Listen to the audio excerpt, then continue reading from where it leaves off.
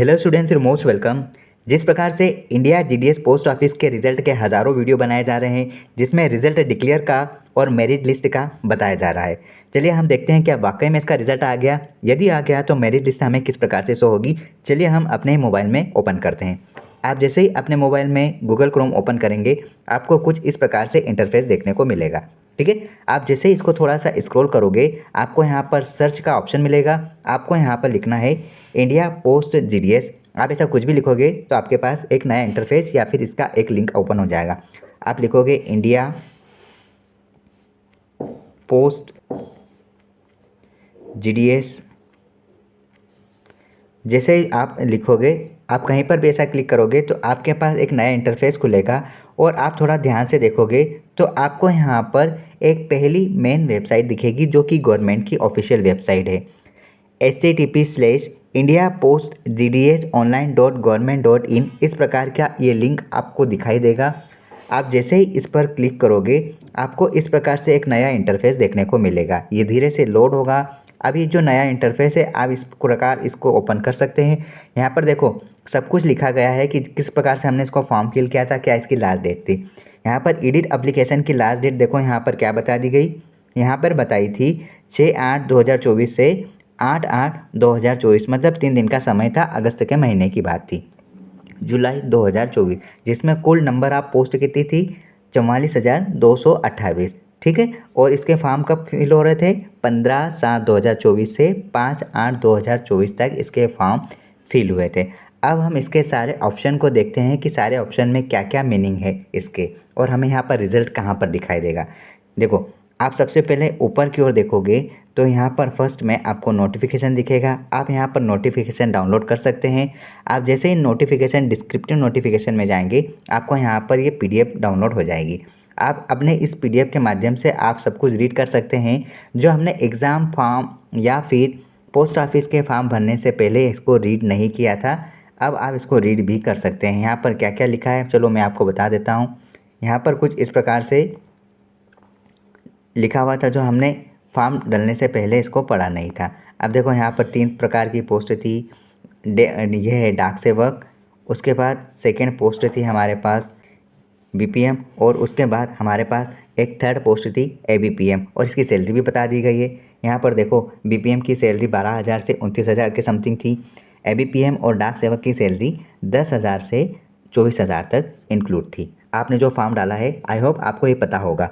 यहाँ पर age limit भी बता दी गई थी, कम से कम 18 साल और ज़्यादा से ज़्यादा 40 साल वाले बच्चे इस फॉर्म को डाल सकते थे। अगर ज़्यादा उम्र वाले बच्चों ने डाला है, अगर वो एज रिलैक्सेशन देने के बाद भी अगर वो क्वालिफाई नहीं कर रहे हैं तो उनका फॉर्म रिजेक्ट हो जाएगा।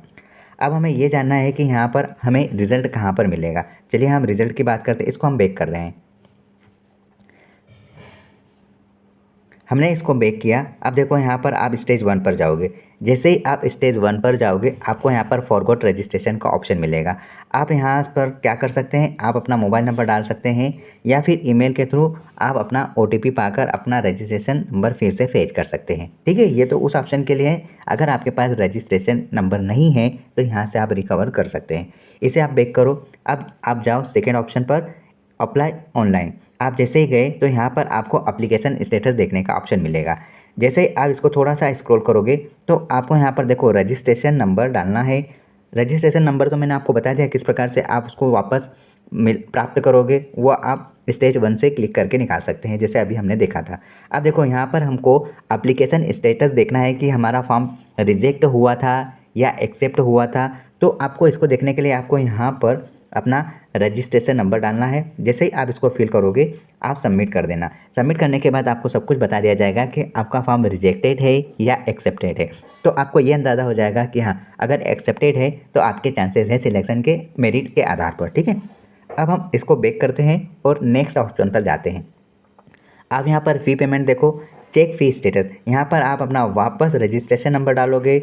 रजिस्ट्रेशन नंबर आप जैसे ही यहाँ पर फिल करोगे, आपको सबमिट पर क्लिक करना है और आपको यहाँ पर एप्लीकेशन का जो भी फॉर्म का फ़ी रहा वो आप यहाँ पर देख सकते हैं कि आपका फ़ी कितना चार्ज हुआ है। यहाँ से आप इसका पता लगा सकते हैं।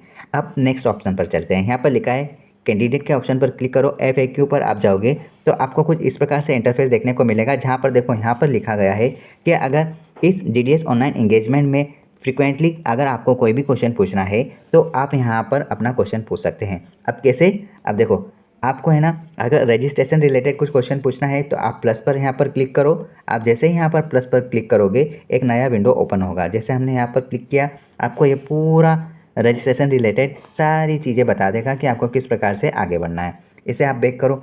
फ़ी रिलेटेड कोई क्वेरी, किसी बच्चे का फ़ी अगर डबल बार कट चुका है या फिर कोई फ़ी रिफंडेबल नहीं हुआ है तो आप यहाँ पर प्लस पर आइकन पर क्लिक करो। आपको यहाँ पर उससे रिलेटेड जानकारी मिल जाएगी किस प्रकार से आपको उस फ़ी को रिटर्न लेना है।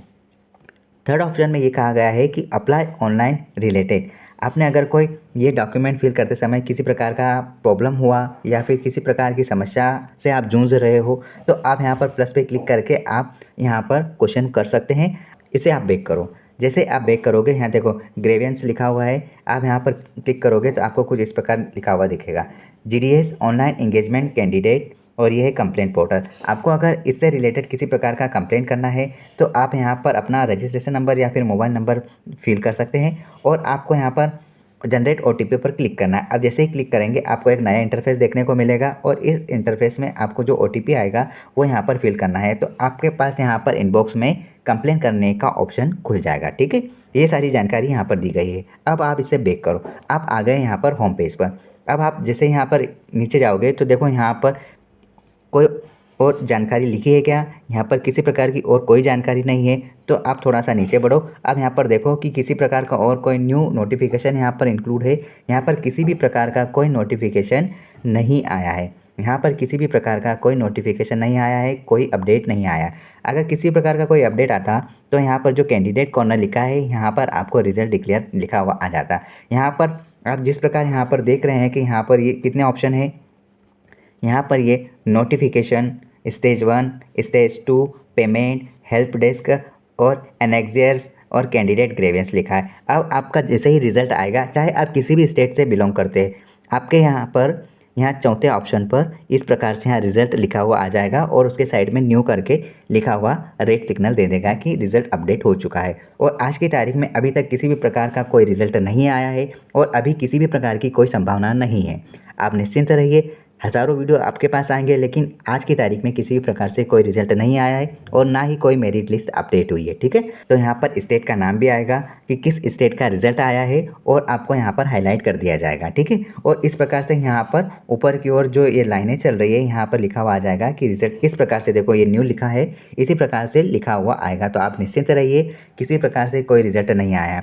इसके बाद जो वीडियो अपडेट होगा वो उन विद्यार्थियों के लिए रहेगा जो ये देखना चाहते हैं कि अगर रिजल्ट में हमारा नाम आता है मेरिट लिस्ट में तो हमें कौन कौन से डॉक्यूमेंट रखना चाहिए। तो मैं सबसे पहले आपको ये बोल देता हूँ कि ये जो भी भर्ती निकली है पोस्ट ऑफिस की, इसमें आप 10वीं पास तो होना है कंपलसरी, लेकिन उसके बाद आपको कंप्यूटर का नॉलेज होना चाहिए। ठीक है, कि पोस्ट ऑफिस की वैकेंसी में जो अप्लाई किया है, अगर आपका सिलेक्शन होता है तो आप 10वीं पास और कंप्यूटर का सर्टिफिकेट होना अनिवार्य है। अब मैं आपको बताता हूं कि आप 10वीं पास तो हो गए, लेकिन कंप्यूटर सर्टिफिकेट आप लाओगे कहां से।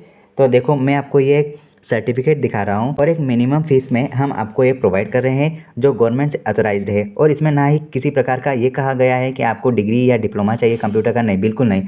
आपको यहाँ पर कम से कम 60 दिन और या 90 दिन का आपको डिप्लोमा सर्टिफिकेट होना अनिवार्य है। तो हम आपको ये प्रोवाइड कर सकते हैं। अगर आपको या फिर किसी भी विद्यार्थी को इसकी नीड है तो आप हमारे इस नंबर पर कांटेक्ट करें और हमसे आप डायरेक्ट कॉल कर सकते हैं और हमसे आप संपर्क कर सकते हैं। मैं आपको ये सर्टिफिकेट दिखा देता हूँ। कुछ इस प्रकार से लिखा हुआ है और कुछ इस प्रकार से आपको सर्टिफिकेट मिलेगा।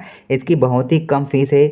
यूँ समझो, अगर आप हमारे माध्यम से अगर इस सर्टिफिकेट को पाना चाहते हैं तो मैं आपको यहाँ पर 400 रुपये का डिस्काउंट देता हूँ और ये लगभग अभी फ़िलहाल 1000 रुपये फ़ीस है, लेकिन मैं आपको 400 रुपये का डिस्काउंट देता हूँ। आपको ये लगभग 600 रुपये में मिल जाएगा और मैं विदिन 2 डेज़ के अंदर आपको प्रोवाइड कर दूंगा। ठीक है, आप इस सर्टिफिकेट को देख लो। ये सर्टिफिकेट कुछ इस प्रकार से आपको मिलेगा। अगर अधिक जानकारी चाहिए तो आप इस नंबर पर कॉन्टैक्ट करें और हमसे डायरेक्टली बात कर सकते हैं। ठीक है, ऑल द बेस्ट।